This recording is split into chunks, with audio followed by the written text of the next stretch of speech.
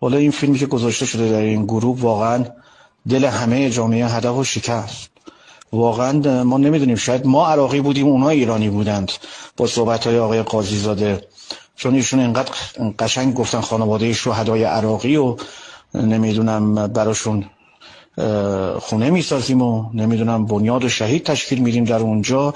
انگار این آقایون همونایی نبودن که جنگو شروع کردند، تو بستان اومدند، نمیدونم در خرمشهر آبادان این همه تجاوز کردند به یک سری، حالا نمیدونم گفتنش هم جایز نیست، ولی لعنت خدا بر اون همه کست. آقای قاضی زاده آدم بیشرفی هستی، آدم هیچی نداری هستی، مرتک بیشرف.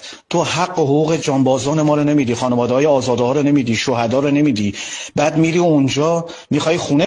حالا این فیلمی که گذاشته شده در این گروه واقعا دل همه جامعه هدف و شکست.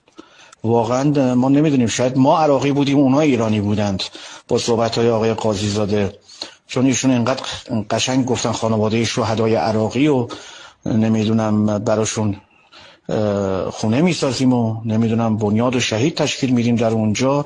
انگار این آقایون همونایی نبودن که جنگو شروع کردند، تو بستان اومدند، نمیدونم در خرمشهر آبادان این همه تجاوز کردند به یک سری، حالا نمیدونم گفتنش هم جایز نیست، ولی لعنت خدا بر اون همه کست. آقای قاضی زاده آدم بیشرفی هستی، آدم هیچی نداری هستی، مرتک بیشرف. تو حق و حقوق جانبازان ما رو نمیدی، خانواده های آزاده ها رو نمیدی، شهدا رو نمیدی، بعد میری اونجا میخوای خونه